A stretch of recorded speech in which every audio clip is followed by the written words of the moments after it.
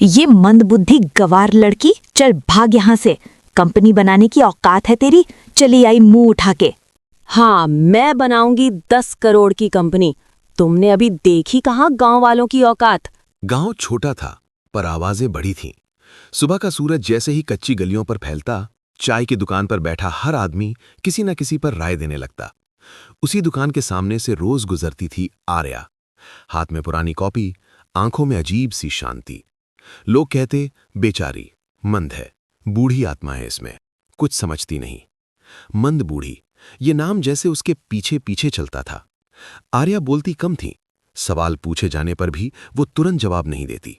पहले सोचती, फिर धीरे धीरे साफ शब्दों में बोलती। गांव के बच्चों को उसकी ये आदत अजीब लगती। वे फटाफट बोलते, हंसते, फिर भाग जाते। आर्या वहीं खड़ी रह जाती। किसी ने उसे कभी जल्दी में नहीं देखा। स्कूल में भी वही कहानी थी। जब टीचर सवाल पूछते, बाकी बच्चे हाथ उठा देते। आर्या का हाथ आखिर में उठता। कई बार तो टीचर आगे बढ़ जाते। तुमसे नहीं होगा, वे कह देते, तुम्हारी समझ थोड़ी धीमी है। धीमी, मंद, बूढ़ी। लेकिन एक बात किसी ने नोटिस नहीं की। आर्या जवाब देर से देती थी, गलत नहीं। उसके पिता छोटे किसान थे।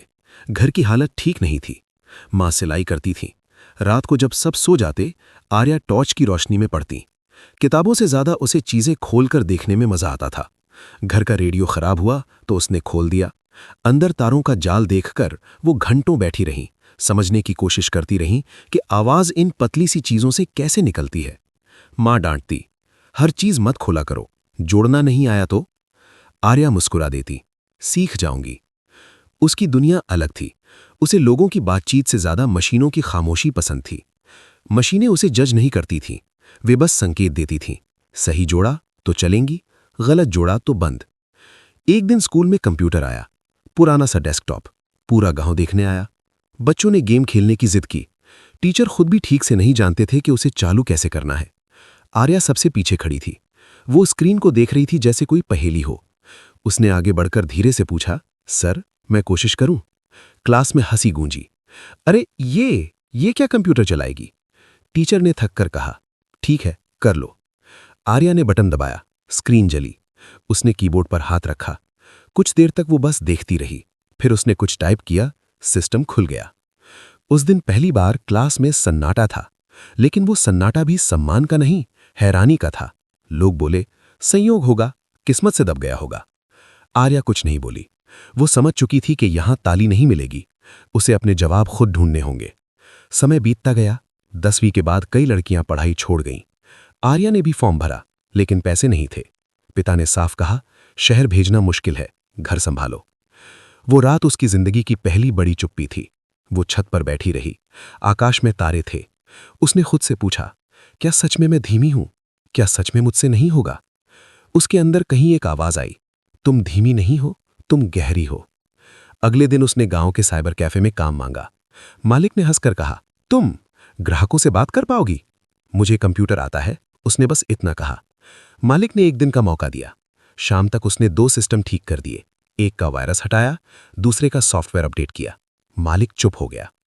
उस दिन से आर्या ने गांव में पहला कदम रखा, जो उसे आगे ले जाने वाला था। लेकिन अभी कोई नहीं जानता था कि वही मंद बूढ़ी लड़की एक दिन 10 करोड़ की टेक कंपनी बनाएगी। और सच तो यह है, उस वक्त खुद आर्या भी नहीं जानती थी। उसे बस इतना पता था कि मशीनें सच बोलती हैं, और अगर वो उनसे दोस्ती कर ले तो शायद दुनिया की आवाजें धीरे धीरे फीकी पड़ जाएंगी। आने वाले सालों में वही चुप्पी उसका सबसे बड़ा हथियार बनने वाली थी। साइबर कैफे छोटा था, लेकिन आर्या के लिए वो एक दुनिया थी। 4 पुराने कंप्यूटर, एक प्रिंटर जो हर तीसरे दिन अटक जाता, और दीवार पर टेढ़ा सा टंगा पोस्टर, डिजिटल इंडिया। लोग आधार कार्ड अपडेट कराने आते, फॉर्म भरवाने आते, कभी कभी बस फेसबुक खोलने आते। आर्या सुबह सबसे पहले पहुंचती। वो मशीनों को ऑन करती जैसे किसी को जगाया हो, कीबोर्ड साफ करती, तारे ठीक से लगाती, फिर बैठ जाती। ग्राहकों के बीच के खाली समय में वो इंटरनेट खंगालती। उसे समझ में आ गया था कि असली ताकत सिर्फ कंप्यूटर चलाने में नहीं, उसे बनाने में है। एक दिन उसने पहली बार कोडिंग शब्द पढ़ा। स्क्रीन पर अजीब सी लाइनों में लिखा था, HTML, बॉडी, div। उसे लगा जैसे कोई नई भाषा हो। शुरुआत में कुछ समझ नहीं आया, लेकिन इस बार भी उसने वही किया जो वो हमेशा करती थी, जल्दी नहीं की। वो हर लाइन को पढ़ती, समझती, फिर दोबारा पढ़ती। कैफे के मालिक रमेश अक्सर मजाक करते, तुम तो सच में बूढ़ी आत्मा हो, बाकी लड़कियां टिकटॉक बनाती हैं और तुम ये अजीब लाइनें पढ़ती हो। आर्या मुस्कुरा देती। उसे अब बूढ़ा शब्द बुरा नहीं लगता था।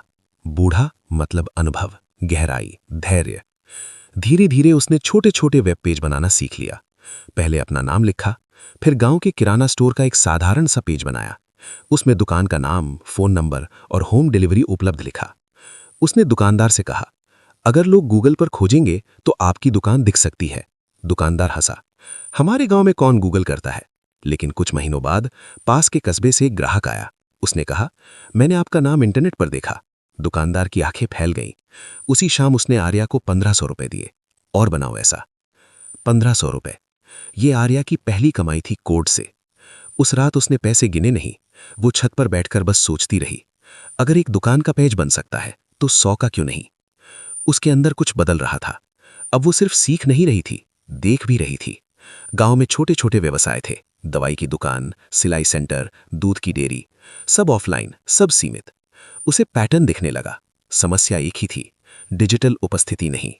यहीं से एक बीज पड़ा। लेकिन कहानी सीधी नहीं थी। एक दिन कैफे में शहर से आया एक लड़का बैठा था। नाम था विकास। वो आईटी कंपनी में काम करता था। उसने देखा कि आर्या किसी वेबसाइट का कोड एडिट कर रही है। तुमने सीखा कहां से? उसने पूछा। यहीं से, आर्या ने स्क्रीन की ओर इशारा किया। विकास ने उसका कोड देखा, कुछ देर चुप रहा, फिर बोला, तुम्हें पता है ये जो तुम कर रही हो, इससे कंपनी बन सकती है। आर्या ने पहली बार ये शब्द अपने लिए सुना, कंपनी। मेरी जैसी? उसने हल्की हंसी के साथ पूछा। हाँ, तुम्हारी जैसी, विकास ने गंभीरता से कहा। बस तुम्हें बड़ा सोचना होगा। बड़ा सोचना, ये शब्द उसके भीतर गूंजता रहा। लेकिन हर सपना आसान नहीं होता। गांव में बातें फिर शुरू हो गईं। लड़की कंप्यूटर में पड़ी रहती है, शादी की उम्र हो रही है, इतनी पढ़ाई करके करेगी क्या? एक रिश्ता भी आया। लड़का शहर में नौकरी करता था, शर्त साफ थी, शादी के बाद नौकरी नहीं। उस रात घर में बहस हुई। माँ चुप थी, पिता परेशान, आर्या शांत। मैं अभी शादी नहीं करूंगी, उसने पहली बार ठोस आवाज में कहा। घर में सन्नाटा। तो क्या करेगी? पिता ने पूछा। अपनी कंपनी बनाऊंगी। शब्द बाहर निकल गए थे, अब उन्हें वापस नहीं लिया जा सकता था। उसके पास न पैसा था, न डिग्री, न टीम, सिर्फ एक लैपटॉप और समस्या देखने की आदत। लेकिन असली संघर्ष अब शुरू होने वाला था, क्योंकि सपना बोल देना आसान है, उसे सच करना पूरी तरह अलग कहानी है। और ये कहानी अभी बस शुरू हुई थी। अपनी कंपनी बनाऊंगी, ये कह देना आसान था, लेकिन अगले ही हफ्ते जब साइबर कैफे के मालिक ने बताया कि वो दुकान बेच रहा है, तो जमीन खिसक गई। नया मालिक अपने रिश्तेदार को काम पर रखने वाला था। आर्या के पास नौकरी भी नहीं रही। अब उसके पास सिर्फ एक पुराना लैपटॉप था और वही सपना जो उसने गुस्से में बोल दिया था। घर में माहौल भारी था। पिता ने कहा, अब समझ आया, नौकरी भी गई, पढ़ाई भी अधूरी, शादी कर लेती तो ठीक था। आर्या ने बहस नहीं की। वो जानती थी कि अब उसे जवाब शब्दों से नहीं, काम से देना होगा। उसने अपने कमरे को ही ऑफिस बना लिया। एक पुरानी मेज, कुर्सी और दीवार पर चिपका कागज। छोटे कारोबार, बड़ी पहचान। उसने तय किया कि वो गांव और आसपास के कस्बों के छोटे व्यापारियों के लिए सस्ती वेबसाइट और डिजिटल प्रोफाइल बनाएगी। लेकिन असली चुनौती थी भरोसा। वो दुकानों पर जाती, समझाती कि ऑनलाइन होने से फायदा होगा। ज्यादातर लोग कहते, हमारे ग्राहक यहीं आते हैं, इंटरनेट से क्या होगा।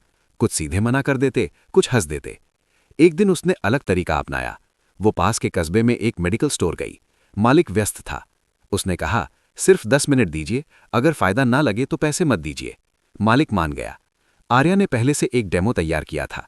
उसने मोबाइल पर दिखाया कि कैसे लोग नज़दीकी मेडिकल स्टोर खोजते हैं। फिर बताया कि अगर दुकान का नाम, समय और दवाओं की उपलब्धता ऑनलाइन दिखे तो ग्राहक सीधे वहीं आएगा। मालिक ने पूछा, कितना लगेगा? 3000 रुपए, उसने कहा। मालिक ने सोचा, फिर बोला, कर दो। ये उसका पहला बड़ा क्लाइंट था। उसने दिन रात लगाकर काम किया, फोटो ली, जानकारी डाली, गूगल प्रोफाइल सेट किया। 2 हफ्ते बाद दुकान की विजिट बढ़ने लगी। कुछ ग्राहक फोन करके दवा पूछने लगे। मालिक खुश था। उसने 2 और दुकानदारों को रेफर कर दिया। धीरे धीरे काम बढ़ने लगा, लेकिन अब नई समस्या आई। वो सब कुछ अकेले कर रही थी, code, design, client meeting, payment, support. दिन में 16 घंटे काम। शरीर थकने लगा, लेकिन दिमाग नहीं रुकता था। एक रात लैपटॉप बंद हो गया, पूरी तरह, स्क्रीन काली। उसके सारे प्रोजेक्ट्स उसी में थे। वो कुछ मिनटों तक स्क्रीन देखती रही, फिर पहली बार उसकी आंखों से आंसू निकले। अगर डेटा चला गया तो, अगर क्लाइंट का काम डिलीवर ना हुआ तो। उसी वक्त उसे विकास याद आया, वही शहर वाला लड़का। उसने उसे मैसेज किया, जवाब देर रात आया, लैपटॉप लेकर शहर आ जाओ। अगले दिन वो बस से शहर गई। विकास ने लैपटॉप खोला, हार्ड डिस्क निकाली। कुछ घंटों की कोशिश के बाद बोला, डेटा बच गया है, लेकिन तुम बैकअप क्यों नहीं रखती? आर्या चुप थी। विकास ने कहा, तुम अच्छा काम कर रही हो, लेकिन कंपनी बनानी है तो सिस्टम बनाओ, प्रोसेस बनाओ, अकेले मत दौड़ो। ये बात उसके दिल में उतर गई। उसने लौटकर पहला कदम उठाया। उसने गांव के ही 2 युवाओं को ट्रेनिंग देना शुरू किया। एक डिजाइन सीखेगा, दूसरा क्लाइंट हैंडल करेगा। उसने उन्हें पैसे कम लेकिन सीखने का मौका ज्यादा दिया। शुरुआत में गलतियां हुई, एक वेबसाइट में गलत फोन नंबर चला गया, एक क्लाइंट नाराज हो गया। आर्या ने खुद जाकर माफी मांगी, गलती सुधारी, लेकिन टीम बन रही थी। 6 महीने बाद उसके पास 40 से ज्यादा छोटे व्यवसाय क्लाइंट थे। मासिक कमाई स्थिर होने लगी थी। फिर एक दिन बैंक मैनेजर ने उसे बुलाया। आपके खाते में नियमित ट्रांजैक्शन दिख रहे हैं, क्या आप बिजनेस लोन लेना चाहेंगी? वो मुस्कुराई।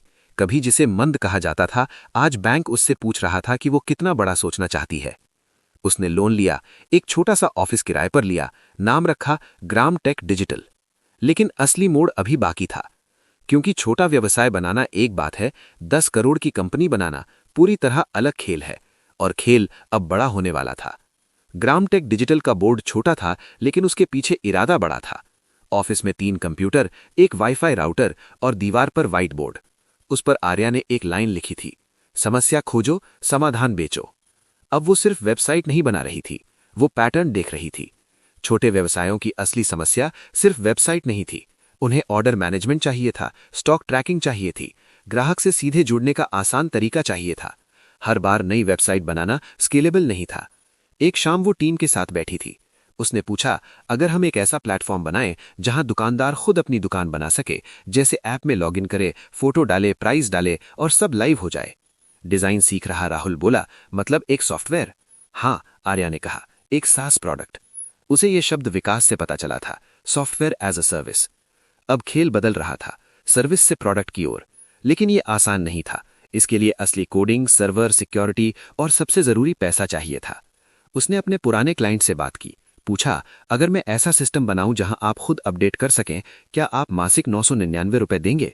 कईयों ने मना कर दिया, कुछ ने कहा, अगर काम का हुआ तो देंगे। वो समझ गई, पहले बनाना होगा, फिर बेचना होगा। अगले 3 महीने ऑफिस में जैसे समय रुक गया। टीम दिन रात कोड लिख रही थी, बग्स आते, फीचर टूटते, सर्वर क्रैश होता। कई बार लगा कि ये कदम जल्दी उठा लिया। एक रात राहुल ने कहा, दीदी हम बहुत बड़ा सोच रहे हैं क्या? आर्या कुछ देर चुप रही, फिर बोली, अगर बड़ा नहीं सोचेंगे तो वहीं रह जाएंगे जहां से चले थे। आखिरकार पहला वर्जन तैयार हुआ, नाम रखा बाजार प्रो। 5 दुकानदारों को फ्री में दिया गया। उन्होंने खुद लॉगिन करके प्रोडक्ट्स जोड़े। एक हफ्ते में 200 से ज्यादा ऑर्डर जनरेट हुए। दुकानदार हैरान थे, हम तो सोच भी नहीं सकते थे, उन्होंने कहा। अब आर्या को पता था ये काम करेगा। उसने डिजिटल मार्केटिंग शुरू की, Facebook ad, WhatsApp campaign, local business group. धीरे धीरे सब्सक्रिप्शन बढ़ने लगे। 6 महीने में 500 पेड यूजर, 1 साल में 3000। ऑफिस बड़ा करना पड़ा, टीम 3 से 18 लोगों की हो गई। पहली बार उसने खुद को फाउंडर कहलाते सुना। लेकिन हर ग्रोथ के साथ दबाव भी आता है। एक दिन एक बड़ी शहर की कंपनी ने उसे कॉल किया, हम आपकी टेक खरीदना चाहते हैं, अच्छा ऑफर देंगे। ऑफर आकर्षक था, उतना पैसा जितना उसने कभी एक साथ सोचा भी नहीं था। टीम ने कहा, मैडम बेच दीजिए, सुरक्षित हो जाएंगे। आर्या पूरी रात जागती रही। अगर वो बेच देती तो जिंदगी आसान हो जाती, लेकिन क्या वो फिर किसी और के विजन पर काम करना चाहती थी? सुबह उसने फैसला किया, हम नहीं बेचेंगे, उसने साफ कहा। उसने निवेश ढूंढने का फैसला किया। शहर में पिच मीटिंग हुई, सामने निवेशक बैठे थे। किसी ने पूछा, आप आईआईटी से नहीं है, एमबीए भी नहीं? आर्या ने शांत होकर कहा, नहीं, मैं गांव से हूं, लेकिन मेरे पास 3000 पेड कस्टमर हैं। कमरे में कुछ सेकंड का सन्नाटा। यही उसका जवाब था। 3 महीने बाद उसे सीड फंडिंग मिली। अब कंपनी का वैल्यूएशन तेजी से बढ़ने लगा। और एक दिन अकाउंटेंट ने रिपोर्ट रखते हुए कहा, मैम, कंपनी का टर्नओवर 10 करोड़ पार कर गया है।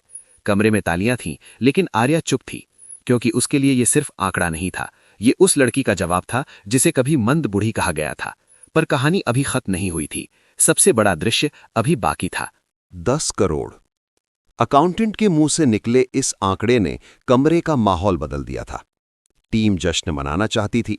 केक ऑर्डर हुआ, फोटो खींची गई, सोशल मीडिया पर पोस्ट गया, ग्राम टेक डिजिटल ने 10 करोड़ का टर्नओवर पार किया। लेकिन आर्या के भीतर शांति थी। वही पुरानी शांति जो बचपन में थी। उसने अपनी कुर्सी पर बैठकर आंखें बंद की। उसे चाय की दुकान याद आई। वो आवाजें याद आईं। मंद है, धीमी है, इससे नहीं होगा। और उसे एहसास हुआ कि लोग गलत नहीं थे, वो सच में धीमी थी। बस फर्क इतना था, वो जल्दी जवाब नहीं देती थी, लेकिन गहराई से देती थी। वो तुरंत नहीं दौड़ती थी, लेकिन लंबी दौड़ के लिए तैयार रहती थी। कुछ दिनों बाद उसे अपने ही गांव में एक कार्यक्रम के लिए बुलाया गया। वही स्कूल, वही क्लासरूम। अब दीवारों पर नई पेंट थी, लेकिन माहौल वैसा ही था। प्रिंसिपल ने मंच पर घोषणा की, आज हमारे बीच ग्रामटेक डिजिटल की फाउंडर आर्या जी हैं। तालियां बजीं। वो मंच पर गई। बच्चों की आंखों में जिज्ञासा थी। कुछ लड़कियां पीछे बैठी थीं, बिल्कुल वैसे ही जैसे वो बैठा करती थी। उसने भाषण शुरू नहीं किया। उसने एक सवाल पूछा, आप में से किसे कभी किसी ने कहा है कि तुम धीमे हो? कई हाथ उठे। वो मुस्कुराई। मुझे भी कहा गया था, बहुत बार, और शायद वो सही थे। मैं चीजें धीरे समझती हूं, लेकिन जब समझती हूं तो पूरी तरह समझती हूं। कमरे में सन्नाटा था। उसने अपनी कहानी सुनाई। साइबर कैफे, पहला 1500 रुपए, लैपटॉप क्रैश होना, पहली टीम, पहला प्रोडक्ट, निवेशक के सवाल। फिर उसने कहा, 10 करोड़ की कंपनी एक दिन में नहीं बनी। ये हजारों छोटे फैसलों का नतीजा है, और हर फैसले में मैंने जल्दबाजी नहीं की। एक छात्र ने पूछा, दीदी, अगर लोग मजाक उड़ाएं तो क्या करें? आर्या ने सीधा जवाब दिया, उनकी आवाज को ईंधन बनाओ, लेकिन दिशा खुद तय करो। कार्यक्रम के बाद वही चाय की दुकान पर हो गई। अब वहां लोग उसे पहचान रहे थे। कोई हाथ मिला रहा था, कोई फोटो मांग रहा था। दुकानदार ने कहा, हमें तो पहले से पता था तुम कुछ बड़ा करोगी। आर्या हल्का सा हंसी। उसे पता था ये सच नहीं है, लेकिन अब उसे सफाई देने की जरूरत नहीं थी। कुछ महीने बाद उसने कंपनी में एक नई पहल शुरू की, स्लो थिंकर्स फेलोशिप। इसमें गांव और छोटे शहरों के ऐसे युवाओं को चुना जाता जिन्हें अक्सर कम आंका जाता था। उन्हें कोडिंग, डिजाइन, बिजनेस सिखाया जाता। वो चाहती थी कि कोई और लड़की जिसे मंद कहा गया हो, अपने नाम से शर्मिंदा ना हो। कभी कभी वो ऑफिस की खिड़की से बाहर देखती और सोचती, अगर उस दिन उसने शादी के लिए हां कह दी होती, अगर उसने साइबर कैफे की नौकरी छूटने के बाद हार मान ली होती, अगर उसने कंपनी बेच दी होती। हर मोड़ पर एक आसान रास्ता था, लेकिन उसने मुश्किल चुना, क्योंकि वो धीमी थी, और धीमे लोग अक्सर गहराई में जाते हैं। आज ग्रामटेक डिजिटल सिर्फ 10 करोड़ की कंपनी नहीं है, वो एक विचार है कि टैग सच नहीं होते। लोग जल्दी निष्कर्ष निकालते हैं, लेकिन जिंदगी लंबी होती है। गांव में अब भी लोग उसे कभी कभी बूढ़ी कहकर चिढ़ाते हैं। वो बुरा नहीं मानती। वो जानती है बूढ़ा पेड़ ही सबसे गहरी जड़ें रखता है, और शायद यही उसकी असली ताकत थी। कहानी यहां खत्म नहीं होती, क्योंकि कंपनी बढ़ती रहेगी, आंकड़े बदलते रहेंगे, लेकिन एक बात स्थिर रहेगी, वो लड़की जो जवाब देने से पहले थोड़ा रुकती है, और वही रुकना उसकी सबसे बड़ी छलांग बन गया। ये कहानी सिर्फ आर्या की नहीं है। क्या आपके गांव, घर या समाज में कोई आर्या है? तो उसे आप मौका दें, और इसी प्रकार की प्रेरणादायक कहानी के लिए हमारे चैनल को सब्सक्राइब जरूर करें।